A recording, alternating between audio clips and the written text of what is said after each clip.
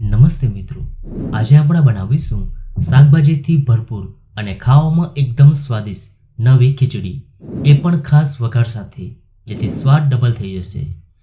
1 cup પલાળેલા basmati ચોખા, તમે કોઈ પણ ચોખા લઈ શકો છો. સાથે અડધો કપ મગની દાળ, 1/4 કપ ચણાની દાળ, અડધો કપ વટાણા, અડધો કપ ફણસી, 2 બટેટા, 1/4 કપ ગાજર, 1 ડુંગળી, 1 રીંગણ, 1 ટીસ્પૂન મરી, 1 ટીસ્પૂન લાલ મરચું પાવડર, 1 ટીસ્પૂન ધાણા જીરું પાવડર, અડધો ટીસ્પૂન હળદર, સ્વાદ પ્રમાણે મીઠું અને 4 કપ પાણી. અને હવે એકવાર મિક્સ કરી દઈએ. અને હવે કવર કરી 2 વિસલ મીડિયમ ફ્લેમ પર કરી લઈએ. હવે 2 વિસલ પછી ખીચડીને ચેક કરી લઈએ તો ખીચડી ખૂબ સારી રીતે કૂક થઈ ગઈ છે. હવે ખીચડીને શાકભાજી સાથે સારી રીતે મિક્સ કરી દઈએ. હવે તેમાં 2 કપ ગરમ પાણી ઉમેરી દઈએ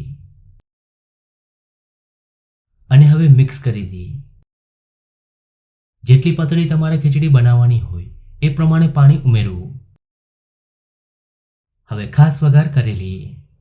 પેનમાં ઉમેરીશું 3 ટેબલસ્પૂન તેલ, 1 તમાલપત્ર, 2 ઇલચી, 1 ઇંચ તજ, અડધો ટીસ્પૂન જીરું અને 1/4 ટીસ્પૂન હિંગ. હવે મસાલાને 1 મિનિટ સાતળી લઈએ.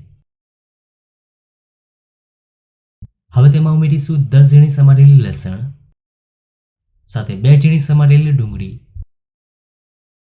અને હવે મિક્સ કરી ડુંગળી હલકી ગોલ્ડન થાય ત્યાં સુધી સાતળી લઈએ. હવે તેમાં ઉમેરીશું 1 ઝીણું સમારેલું ટમેટું અને હવે ટમેટુને પણ સારી રીતે કૂક કરી લઈએ. હવે લાસ્ટમાં અડધો ટીસ્પૂન કાશ્મીરી મરચું ઉમેરી એકવાર મિક્સ કરી દઈએ અને હવે વઘારને ખીચડીમાં ઉમેરી દઈએ અને હવે એકદમ સારી રીતે મિક્સ કરી દઈએ.